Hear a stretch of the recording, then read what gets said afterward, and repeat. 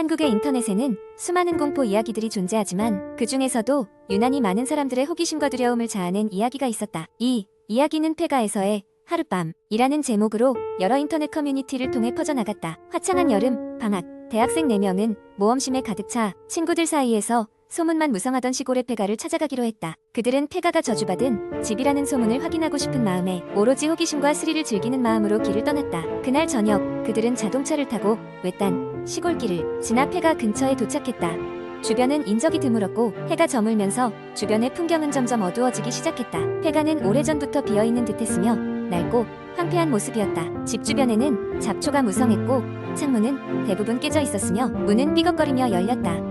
학생들은 집 안으로 들어가기로 마음먹고 플래시라이트를 켜서 조심스럽게 안으로 발걸음을 옮겼다. 집 안은 오랜 시간 동안 아무도 살지 않은 듯 먼지가 가득했다. 곳곳에 놓인 낡은 가구는 애초에 누가 여기서 살았는지조차 알기 어렵게 만들었다. 4명의 학생들은 각자 손전등을 들고 집 안을 돌아다니면서 여기저기를 살폈다. 그러다 갑자기 한 친구가 2층에서 이상한 소리를 들었다고 말했다. 모두가 긴장한 채 조심스럽게 계단을 올라가 보니 아무도 없는 복도 끝 방에서 흐릿하게 문이 흔들리는 소리가 났다. 그들은 용기를 내어 그 흔들리는 문을 열기로 했다. 문을 열자 싸늘한 바람이 그들의 얼굴을 훑고 지나갔고 방 안은 생각보다 더 어두웠다.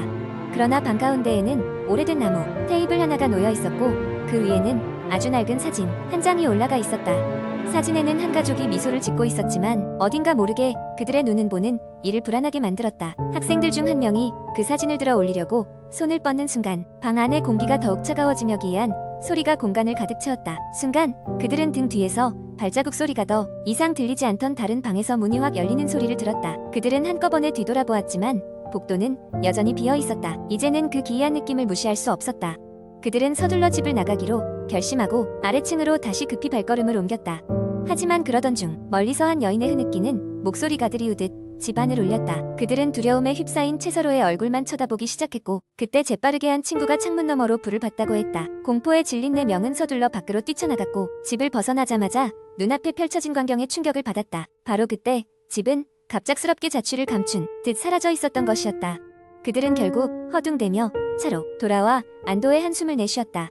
그날 이후 그들은 다시는 그 폐가에 가까이 가지 않겠다고 결심했다. 그러나 그날 이후로도 때론 꿈속에서 그 흐느끼는 소리가 들려왔다는 이야기를 종종 나누곤 했다.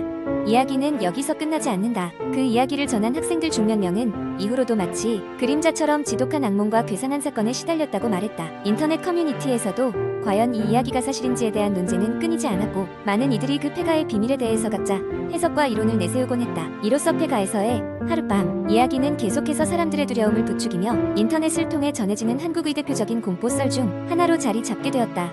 두 번째 이야기, 한적한 시골 마을, 이름 모를 작은 산길을 따라가다 보면 오래된 폐가가 하나 있습니다. 그 집은 마을 사람들에게 저주받은 집이라고 불리며 근처를 지나가는 사람들도 거의 없는 곳입니다. 마을에 전해 내려오는 이야기에 따르면 이 집은 50년 전 끔찍한 사건이 일어난 뒤로 버려졌다고 합니다.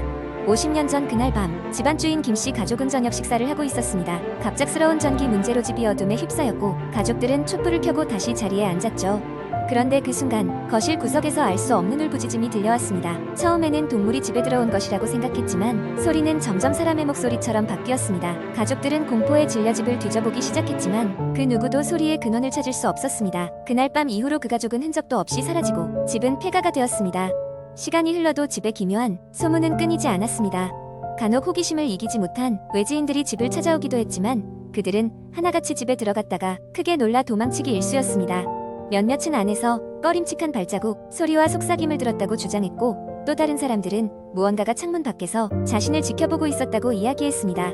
2022년 여름 도시에서 온 대학생 4명이 방학을 맞아 공포 체험을 하기로 하고 이 집을 방문했습니다. 그들은 손전등과 캠코더를 챙기고 집 안으로 들어갔습니다. 처음엔 그저 오래된 집이라는 생각에 긴장감은 있었지만 별다른 이상 징후는 느끼지 못했습니다. 하지만 시간이 지나자 집은 저녁 노을에 점점 더 으스스한 분위기로 변해갔습니다. 어두운 거실 안 4명은 소파에 앉아 담력 시험을 시작했습니다. 하나씩 혼자서 집안을 돌아다니기로 한 것이었죠. 첫 번째로 정민이란 친구가 손전등을 들고 안방으로 향했습니다. 방에 들어서자마자 그는 차가운 바람을 느꼈고 등 뒤에서 누군가가 자신을 지켜보고 있는 듯한 느낌이 들었습니다. 정민은 빠르게 방을 둘러보고 돌아왔으며 아무것도 없었다고 주장했지만 얼굴은 창백했습니다. 그 다음은 영훈의 차례였습니다. 그는 계단을 올라 2층으로 향했습니다. 2층 복도는 바닥이 삐걱거렸고 그는 한 발자국 한 발자국 천천히 움직였습니다. 복도 끝에는 작은 창고방이 있었고 영우는 문을 열었습니다. 그 순간 무언가 그의 손목을 잡아당겼습니다. 놀란 그는 문을 쾅 닫고 계단을 뛰어 내려왔습니다. 그러나 아무것도 없었다고 씁쓸하게 웃으며 말했습니다. 그 다음은 민수였습니다. 그는 부엌으로 향했습니다. 부엌은 버려진 지 오랜 시간이 지난 것처럼 먼지가 쌓였고 냉장고는 반쯤 열려 있었습니다. 민수가 냉장고를 열어보자 얼어붙은 음식들 사이에 손으로 적어둔 듯한 한 장의 쪽지가 보였습니다. 도망쳐 라고 쓰여 있었습니다. 민수는 심장이 터질 듯 달리며 친구들에게 돌아갔습니다. 친구들은 그가 겁을 주려는 장난일 것이라고 생각했습니다. 마지막은 수진이었습니다. 그녀는 욕실로 향했습니다. 작은 창문을 통해 들어오는 달빛이 욕실을 희미하게 비추고 있었습니다. 수진은 거울을 바라보고 있었습니다. 갑자기 거울 속 자신의 반영, 뒤로 희미한 얼굴이 나타났습니다. 뒤돌아봤지만 아무것도 없었습니다. 수진은 급하게 욕실을 나와 친구들에게 돌아왔습니다. 모두가 다시 모인 후 그들은 몰려오는 불안감을 무시할 수 없었습니다. 대화를 하던 중 갑자기 거실의 조명이 깜빡거리기 시작했고 그들을 둘러싼 공기가 갑자기 차가워졌습니다. 방 안에서는 속삭임과 발자국 소리가 들려오고 천장에서 나는 소름 끼치는 소리에 네 사람은 당장 집을 빠져나와야겠다는 생각밖에 들지 않았습니다. 그 순간 집안의 모든 문이 스스로 닫히기 시작했습니다. 당황한 그들은 온 힘을 다해 출구로 향했고 문을 열고 집을 빠져나올 때까지 멈추지 않았습니다. 집 밖으로 나오자마자 그 이상한 현상은 마치 아무 일도 없었던 것처럼 사라졌습니다. 네 사람은 결국 밤새도록 마을로 돌아가지 못하고 마을 광장에서 어두운 밤이 지나기를 기다렸습니다. 그날 밤 이후 그들은 결코 다시 그 집을 찾아가지 않았습니다. 그 집은 여전히 그 자리에 남아 어쩌면 다음 호기심 많은 사람을 기다리고 있을지 모릅니다. 그리고 마을 사람들은 여전히 그 집에 대해 묻는 모든 이에게 조심스레 가까이 가지 말라고 경고합니다. 이야기는 그렇게 전해지며 사람들은 여전히 그 집이 가진 비밀과 저주를 두려워합니다. 세 번째 이야기. 어느 조용한 시골 마을에는 오래된 저택이 하나 있었다. 그 저택은 사람들에게 검은 숲의 집이라고 불리었는데 그 이유는 저택이 울창한 숲에 둘러싸여 있어 낮에도 어둡게 보였기 때문이었다. 몇 년 전까지만 해도 이 저택에는 한 가족이 살고 있었으나 그 가족이 갑자기 마을을 떠나고 나서부터는 빈 집이 되었다. 마을 사람들은 그 저택이 저주받았다고 수군거렸다. 밤이 되면 저택에서 이상한 소리가 들린다는 것이었다. 어쨌든 마을의 아이들은 그곳을 무서워했고 어른들도 그 주변으로는 잘 가지 않았다. 그런 와중에 서울에서 온 대학생 4명이 이 마을을 찾았다.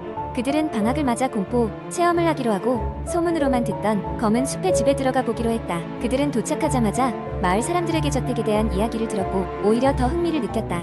마을 사람들은 그들을 만류했으나 대학생들은 그저 재미로 여겼다. 우리가 뭐 귀신이라도 보겠어요 하는 농담을 나누며 그들은 저택으로 향했다. 저택은 소문처럼 음산했다. 오래된 나무 문이 끼익 소리를 내며 열렸다. 네 사람은 서로의 이름을 부르며 농담을 주고받았지만 저택에 발을 들이자마자 갑자기 사방이 어두워졌다. 희미한 조명에 의지해 거실로 들어간 그들은 저택의 풍경에 놀랐다. 먼지가 수북이 쌓여 있었고 모든 것이 세월의 흔적을 고스란히 간직하고 있었다. 그때 갑자기 그들 중 한 명인 민수가 소파 옆에 놓인 책을 발견했다. 그것은 오래된 일기장처럼 보였고 민수는 호기심에 책을 열었다. 그것은 이 저택에 살았던 가족의 것이었다. 일기장에는 괴이한 이야기들이 적혀 있었다. 가족 중 한 명이 어떤 밤에는 이상한 속삭임을 들었고 시간이 지날수록 점점 심해졌다는 내용이었다. 친구들은 기분이 좋지 않았다. 특히 수지는 왠지 모를 불안감에 휩싸였다. 그녀는 일기장의 글이 마치 살아 움직이는 것 같았다. 그때 갑자기 무거운 발소리가 계단 위쪽에서 들려왔다. 모두가 쳐다봤지만 아무도 위로 올라가고 싶어 하지 않았다. 그러나 한 명이 용기를 내어 올라가 보기로 했다. 그들은 조심스럽게 계단을 올라가며 혹시라도 숨어 있을지 모를 누군가를 경계했다. 작은 복도가 끝나는 곳에 문이 하나 있었다.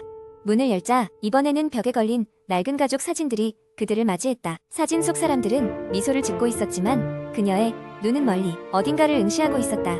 수지는 그 시선이 자신을 따라오는 것 같아 소름이 돋았다. 갑자기 방 안의 조명이 깜박이기 시작하더니 완전히 꺼져버렸다. 그 순간 방 안은 어둠에 휩싸였고 그들 중 한 명이 바닥에 걸려 넘어졌다. 그때 이상한 속삭임이 방 안을 가득 채웠다. 여기서 나가.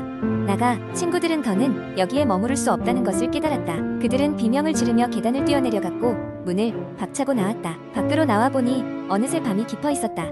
가슴속에서 쿵쿵거리는 심장을 진정시키며 그들은 저택을 다시는 찾지 않겠노라 다짐했다. 그러나 그날 밤 서울로 돌아간 후에도 그들이 느꼈던 그 저택의 어두운 기운은 쉽사리 사라지지 않았다. 특히 수지는 무언가가 계속해서 자신을 지켜보고 있다는 생각에 잠을 이룰 수 없었다. 일주일 뒤 한 친구가 이상한 꿈을 꾸었다고 했다.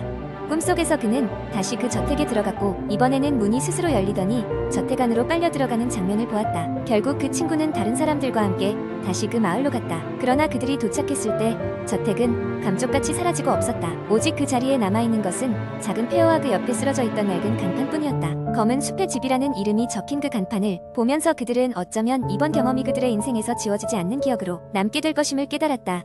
그들은 마을 사람들에게 간판에 대해 물어보았지만 마을 사람들은 그런 저택은 애당초 없었다고 했다.